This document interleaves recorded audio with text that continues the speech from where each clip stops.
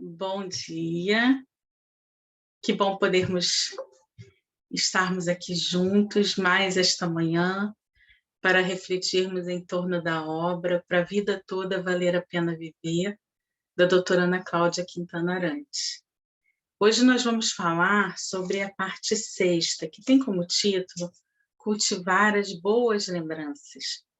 Bem, nesse capítulo, nessa parte do livro, a doutora Ana Cláudia, ela vai dando sequência, a esse capítulo anterior, onde ela falou sobre a questão do luto. Ela agora vai falar que a gente pode enxergar o luto como uma transformação, um casulo no qual nós nos fechamos à espera da nova pessoa que nós nos tornaremos. Para que esse mundo, pequenino e apertado se converta num lugar respirável, é preciso que, num primeiro instante, ou na verdade num segundo, porque nós vimos, no episódio anterior, que ela fala justamente que algumas das etapas de luto, que apesar de ser uma coisa muito individual, mas no geral, a primeira etapa é aquela do grito, é aquela que você está com muita dor. E num segundo momento você vai para aquele momento do silêncio, da introspecção. E aí quando você vai para esse momento, que você vai evocar as lembranças da pessoa que se foi. E aí esse processo, ele é essencial, porque as lembranças nada mais são do que pistas que nos levam a nós mesmos a partir do olhar daquele ente querido que nós perdemos. Por isso, é fundamental que a gente cultive as boas lembranças. A verdade é que se a gente está na faixa etária hoje de cerca de 40, 45 anos, é natural que a gente tenha muitas memórias, É provável até que o maior conteúdo que nós tenhamos da vida se refira justamente a experiências passadas. Do ponto de vista cronológico, respeitando a tal da experiência de vida, nós somos mais as memórias do que nós juntamos do que o futuro que nós planejamos. E aí, nesse momento, a doutora Ana Cláudia vai citar uma frase do filósofo italiano Norberto Bobbio, que diz assim: somos aquilo que pensamos, amamos, realizamos e lembramos. Nossas lembranças vão construir a nossa unicidade no mundo inteiro, porque não há indivíduo idêntico a nós, As boas lembranças advêm dos vínculos que nós criamos com aquelas pessoas que nós amamos, A cada dia, à medida que a gente envelhece, é importante que a gente se abra cada vez mais a isso, que a gente se permita dizer eu te amo para as pessoas, que a gente se permita estar aberto às experiências do outro, Que a gente esteja até mais aberto a aceitar o pedido de desculpa daqueles que nos ofendem, pedir perdão quando a gente magoou alguém, e deixando o orgulho de lado, se esvaziar dessas coisas que só trazem pesos desnecessários. E é importante que a gente consiga se abrir realmente para expressar os nossos sentimentos às pessoas que ainda estão aqui conosco. Porque assim, quando elas partirem, nós vamos conseguir refazer com sucesso os vínculos simbólicos, agora naquela dimensão do coração, que é esse lugar que abriga tantos amores, tanto fisicamente quanto espiritualmente. Então, as boas lembranças nada mais são do que um retrato daquilo que nós vamos juntando ao longo da vida. Cada indivíduo tem aquela sua coleção particular. E aí, ela abre um parênteses nesse momento, nesse capítulo, para citar esse processo de construção de memórias sob a ótica do médico e neurocientista Ivan Esquerdo, e que era um argentino naturalizado no Brasil, que desencarnou em 2021, e ele dedicou a sua vida a realizar estudos e pesquisas, a entender mecanismos associados à memória. E ele descreveu 2 tipos de memória. Uma memória que é chamada de memória de trabalho, que é aquela de curta duração, e uma outra memória que é aquela de longa duração. A primeira, que é essa memória de curta duração, que a gente chama de memória de trabalho, ela é menos estável. Ela é comparada àquela memória RAM dos computadores, né? É mais simples, né? É como aquela coisa assim, a gente está conversando e alguém fala assim, guarda esse número para mim, pega essa mensagem, você vai guardar naquele momento, mas daqui a pouco você nem lembra mais. Essa é a sua memória de trabalho, né? A gente vai lembrar por algum tempo, mas não por muito tempo, porque essa memória de trabalho ela depende de um espaço livre ali para armazenar novas informações de uso rápido, descartáveis, que vão nos bombardear a cada instante. E até em seguida tem uma parte aqui do livro que ela vai lembrar justamente na questão de que o próprio Ivan Esquerdo, né, ele gostava de citar, é um conto do seu conteúdo, que é o Jorge Luiz Borges, que chamava Funes o Memorioso. E, em resumo, né, esse conto ele dizia justamente do Funes que era uma pessoa que ele guardava tudo, ele não se esquecia de nada, ele era capaz de lembrar com detalhes tudo o que tinha acontecido no dia, né, por etapas ali.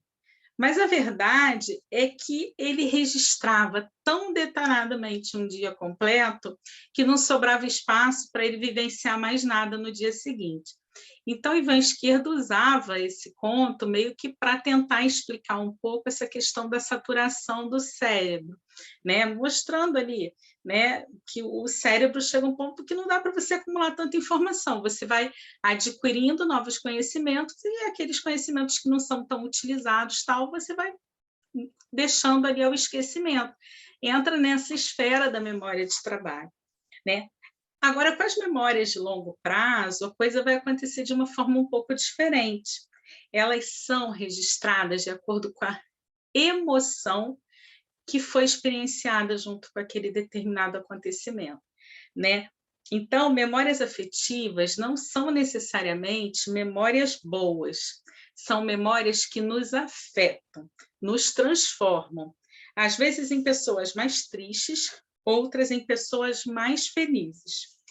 E aí a doutora Ana Cláudia diz assim, suponhamos que estejamos eu e você frente a frente numa conversa divertida que vai fazer você gargalhar.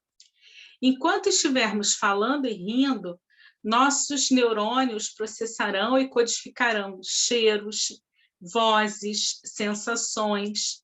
Semanas depois, quando você relatar a alguém essa conversa que nós tivemos, provavelmente você vai rir como da primeira vez, porque seus neurônios armazenaram essas informações coladas às sensações daquele momento, tornando-a uma lembrança mais potente.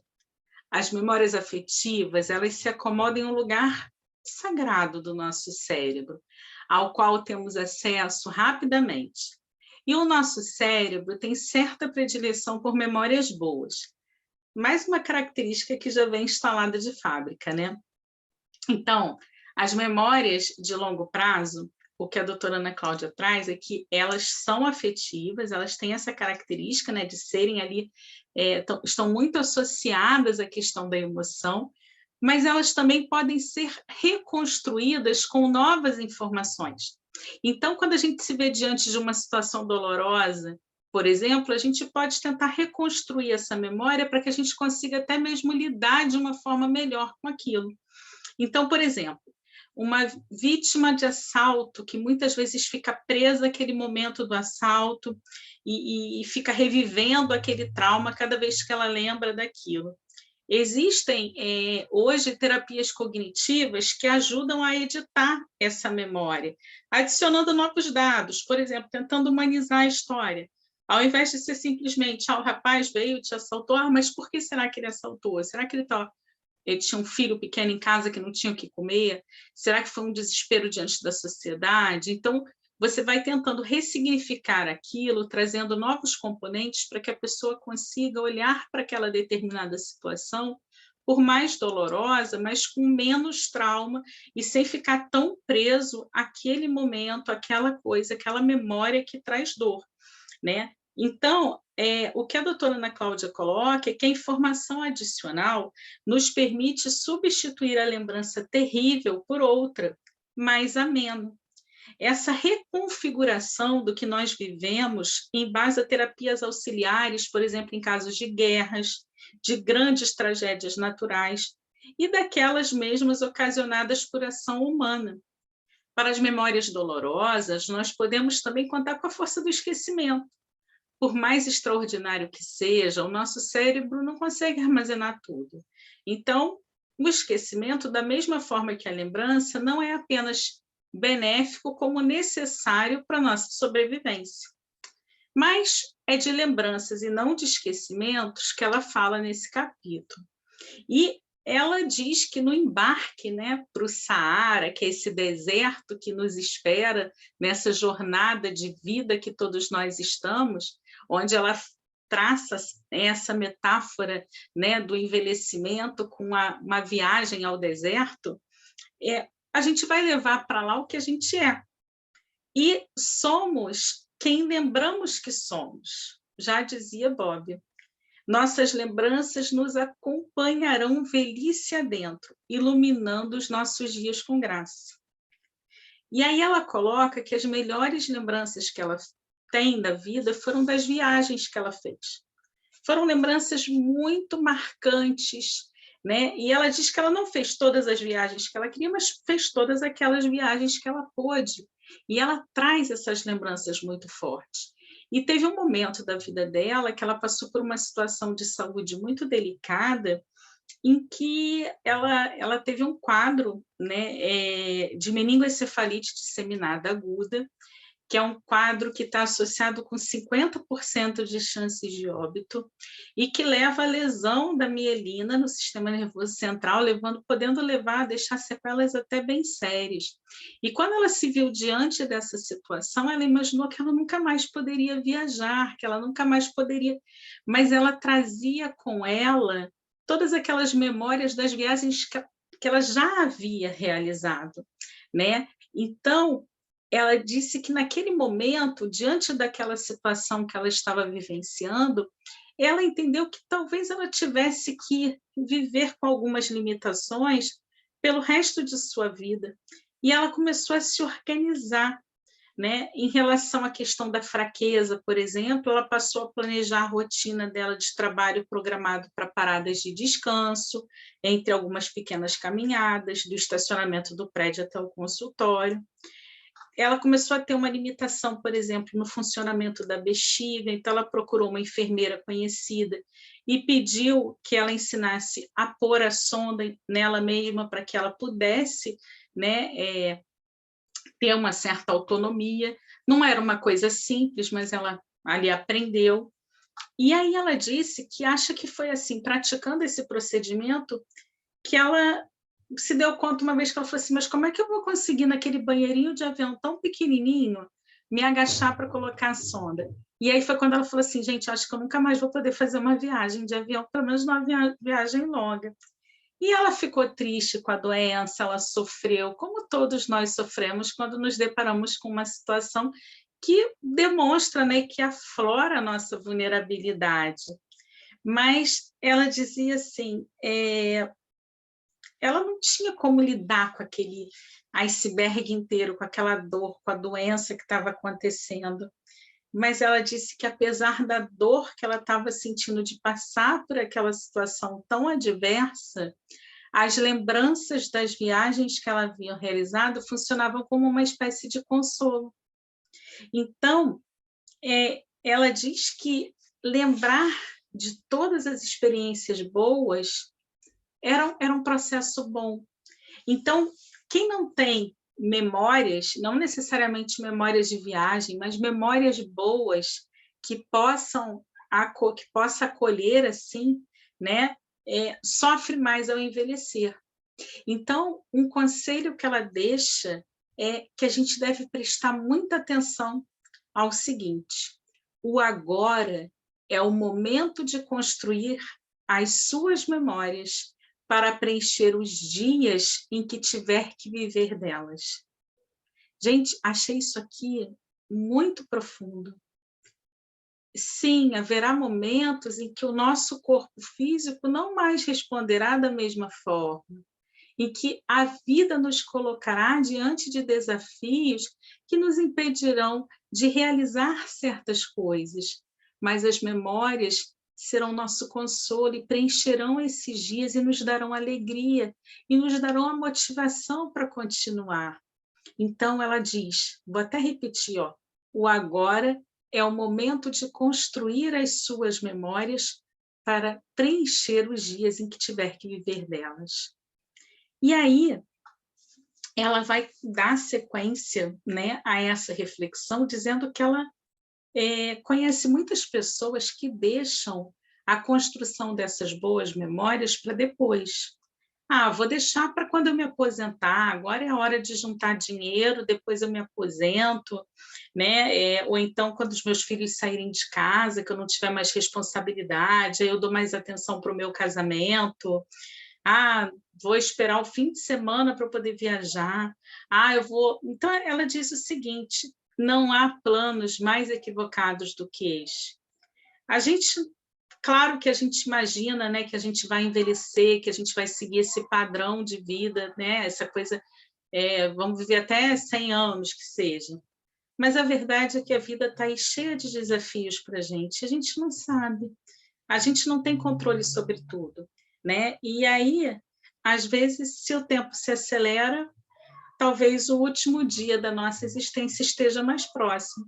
E quando a gente fala isso, não é no sentido assim de dar um pânico, uma tristeza, não. É para que a gente consiga ter lucidez diante das escolhas da vida. E a gente não deixe para depois aquilo que a gente pode fazer hoje.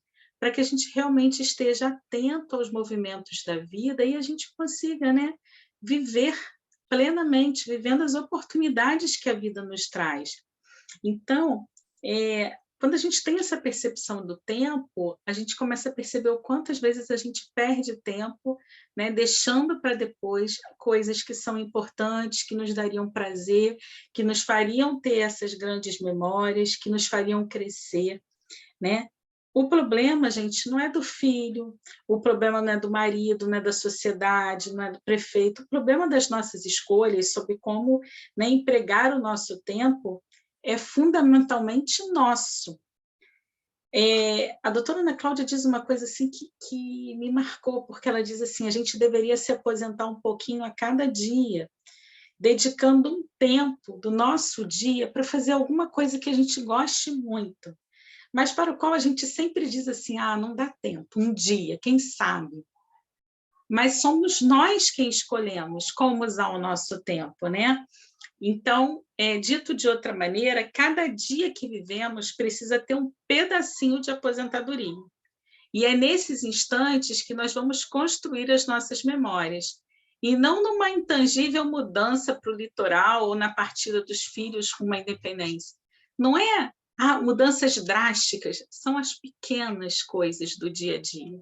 Os pequenos acontecimentos, aquelas coisas que nos dão alegria e que nós podemos, sim, nos permitir essas pequenas alegrias do cotidiano. Nem todas as nossas lembranças vão ser das grandes viagens, dos grandes feitos. Haverá lembranças dos almoços de domingo, dos filmes com pipoca ao lado dos filhos, de um pôr do sol lindo na volta de um dia de trabalho, memórias simples ou exóticas, não importa, todas elas são memórias e, como tal, nos farão companhia. E aí ela diz que, ela cita, né, num dos capítulos anteriores, para aqueles que estão acompanhando, né, aqui o estudo do livro, que houve um momento em que ela precisou fazer uma cirurgia no pé. E ela disse que uma pessoa chegou para ela e falou assim, você precisa de um anestésico para você ficar mais calma? E ela disse assim, não preciso. Ela disse assim, medicamentos pré-anestésicos nos deixam mais grogues e, de alguma maneira, eu queria registrar tudo o que estava acontecendo ali comigo. Queria registrar uma memória daquele momento, que era doloroso, mas era importante.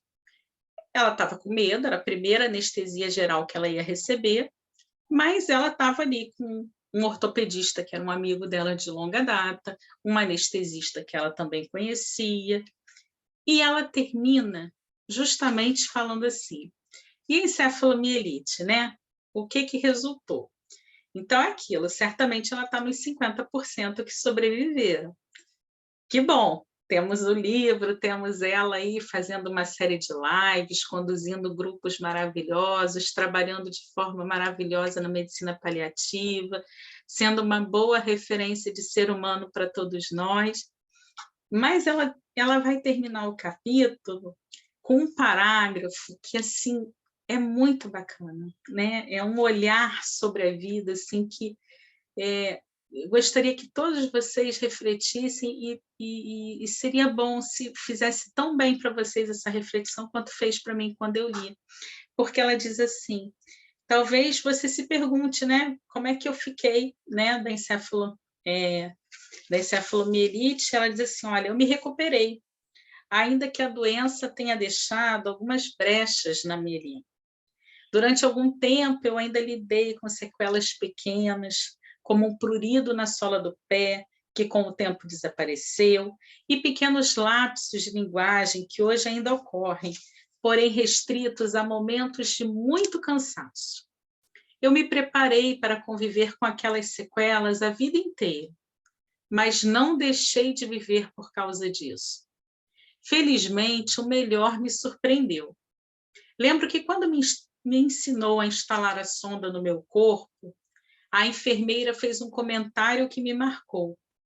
A senhora é muito corajosa, mas a maioria das pessoas não tem ideia de quanta gente corajosa assim existe por aí, levando a vida com uma sonda ou com uma bolsa de colostomia sob a roupa. Gente que não parou de viver. E é isso que a vida espera de cada um de nós. Olha que bacana, né? Quantos de nós, por pequenas coisas, deixamos de viver ativamente, de viver plenamente, de buscar memórias para as nossas existências? Quantos de nós desistimos diante da pequenina pedra que se encontra no nosso caminho, no primeiro tropeço? Mas quantos de nós conseguem, mesmo diante de desafios que parecem paralisar alguns, mas conseguem se manter corajosos diante da vida, entendendo que a vida é isso, é um processo, é uma caminhada, que nessa caminhada, sim, vamos encontrar tropeços, mas são esses tropeços que nos fortalecerão e nos farão continuar.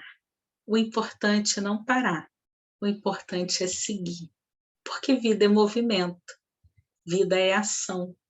Que a gente possa se inspirar nesse exemplo, né, e nessa frase, e seguir a vida com coragem.